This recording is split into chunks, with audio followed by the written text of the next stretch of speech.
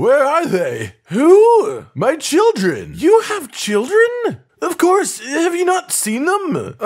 No, and I've been here for a few months now. Oh, right, I lost them. You, what? Oh, well, I'm sure they're fine. If you say so, I guess. Ladies, gentlemen, and monsters of all ages, at this point in time, the Monster Hunter series as a whole has been around in some way, shape, or form for more than 18 years. That is a hell of a long time, and there have been 5 generations of these games so far, each providing reasonably major changes from the last. And we've had a load of spin-off games too that totally changed the formula while staying in the same general universe. As a result of this, Monster Hunter has tried a lot of different things. They've experimented with loads of different mechanics, and over time, with each and every entry into the main series, the equation of a Monster Hunter game gets a little bit more refined. They keep the changes that they like and dispose of the changes that they don't think are worth carrying over. It is a simple but effective way of letting them try wildly new things while still keeping the core of the gameplay relatively similar and still evolving it over time. However,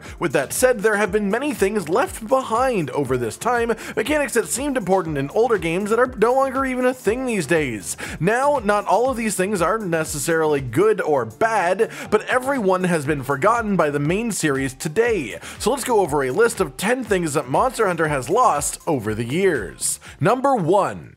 I could, like, teleport. Zone changing. This is just one of the most obvious but also most impactful changes. Before the 5th generation games, maps just functioned entirely differently, even conceptually. The zones on a map were much more meaningful, each was like its own fighting game stage, and to travel between them you had to walk to a certain point, go through a loading screen, and then you'd be in a whole new location. The map itself in the corner of the screen made it all seem connected, but it was a bit jarring to do these transfers. However, it was just how it was done for years and years. The vast majority of Monster Hunter games just worked this way, and it was just something that we got used to as hunters. But of course, with the 5th generation, we got proper open world maps. In World and Iceborne, they essentially just manually connected all the different zones, letting you walk around to get to them in your own ways, though obviously you'd still have to follow some preset paths to actually get there. But in Rise and Sunbreak, this has changed entirely once again. Wire bugs and free running up cliffs giving us the freedom to just go from one zone to another, literally in any way that we want, as long as we're going the right direction. As I said before, not all of the things on this list are a bad thing by any means, and this is one that I definitely think is good.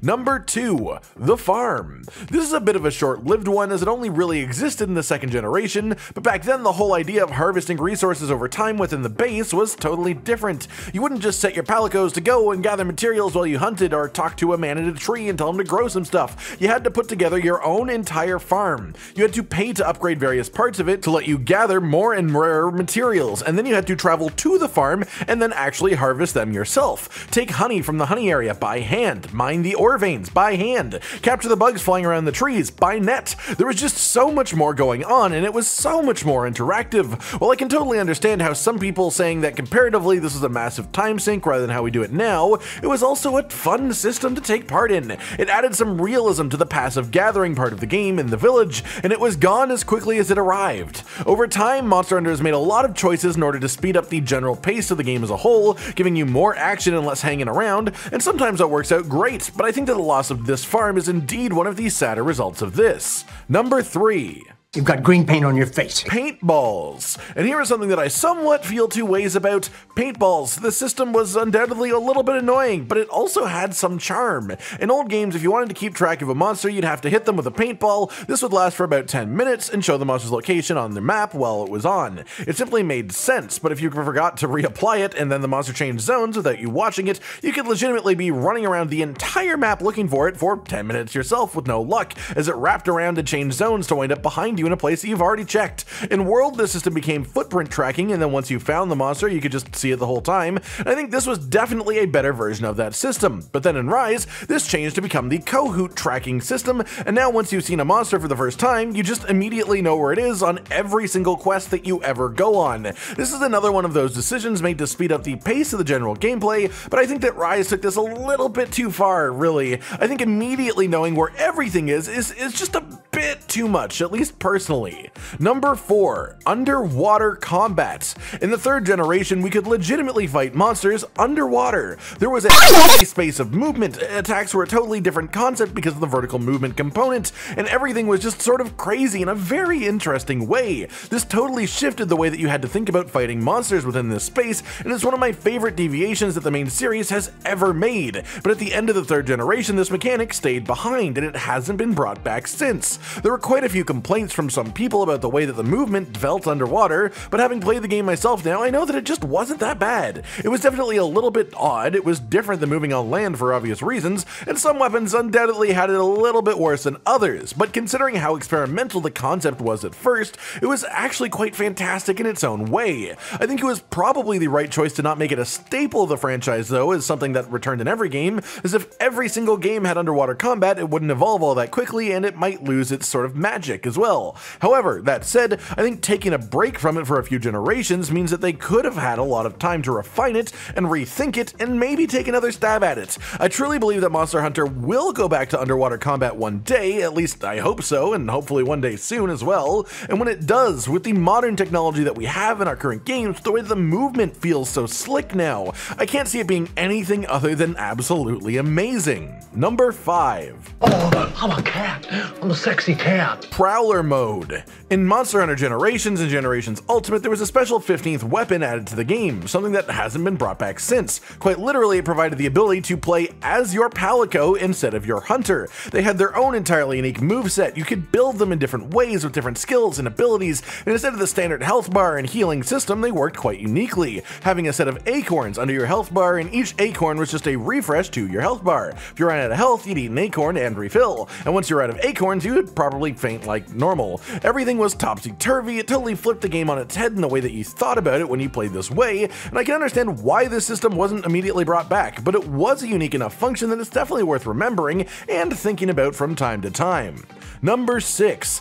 G-Rank scaling, and by this what I mean is in the older games, G-Rank didn't scale. G-Rank, for anyone who doesn't know, is what the old games called what Master Rank is now. G-Rank monsters always had 4-player health numbers, whereas in Worldborn and Risebreak, they now have different scaling depending on how many hunters are on the quest. I've heard lots of people these days complain in the modern games that monsters just die too quickly, but imagine if they had about 2.7 times the amount of health on every single quest that you did solo. Sometimes monsters would take 20 to 30 minutes, even in endgame builds, unless you were particularly aggressive or just incredibly good at the game either. It made the hunts feel more like a prolonged battle against your opponent than they do these days, and I think that the general concept of scaling is good, but maybe they should have left the option to turn it off for the people who don't like it. I know that this probably would remain mostly unused, because even if you prefer longer hunts, you'd probably feel silly choosing them over a shortened hunt against the same monster to get the same rewards, but hey, we can't please everybody, can we? We can at least try though. Number 7.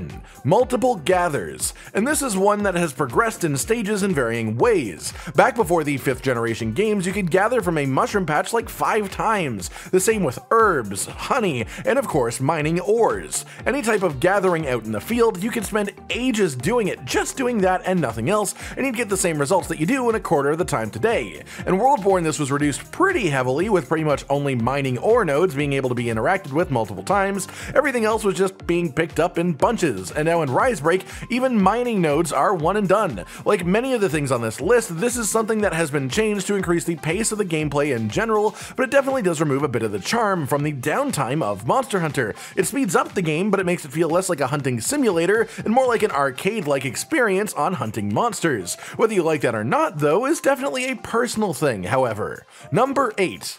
I know I'm not the alpha or the beta. Armor classes. This is one of the more major things that has been slowly shifting, and it's the differences between other types of armor. Before the 5th generation, armor was split distinctly into 2 categories, Blade Master armor and Gunner armor. If you were using a ranged weapon, you couldn't use Blade Master armor. They looked totally different from each other, and they even had different skills. Every monster had 2 different sets, and this was how they were split. As you might assume, the Blade Master armor had skills more relevant to the melee weapons, and the Gunner armor had skills more relevant to the ranged weapons. In World and Iceborne, this system was completely completely removed, but also sort of replaced by alpha and beta armor. However, the difference stopped being between armor for melee or ranged weapons, and instead it was whether the armor set itself had more skills or more decoration slots. Alpha sets were more skill loaded, and beta sets had more decoration slots, allowing for more customizability but less initial power on the armor itself. This sort of loss in changes has made it harder for everyone to use more armor sets.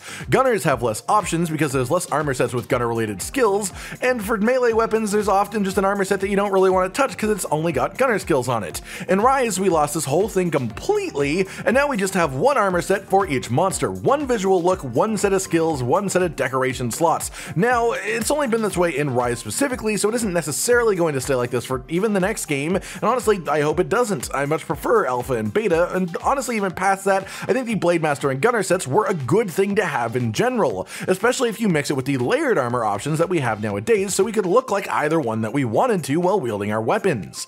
Number 9. Hypnocatris. Yep. That's right, one of the things on this list is a straight up monster. This creature was originally created for Monster Hunter Frontier and then was put into Monster Hunter Freedom Unite, where he hung out for a little bit, a lovely, properly bird-looking bird wyvern who used the sleep status, which is just heavily underrepresented by monsters in the series. This game was released in 2008 though, 14 years ago, and Hypnocatris has not been in a single main series game since then, not even in Generations, which brought back pretty much every monster the series had seen before. He's not an end boss. He's not a particularly massive beast that would be difficult to bring back because of his size. He doesn't require his own map that they'd have to make just for him, so I just really cannot think of a good reason that Hypnocatris is locked away back in the second generation when just about everything has at least shown up once in some sort of way since then. There is just no easy answer to this other than he's been sort of forgotten by the developers, which sucks to say, but it is what it is.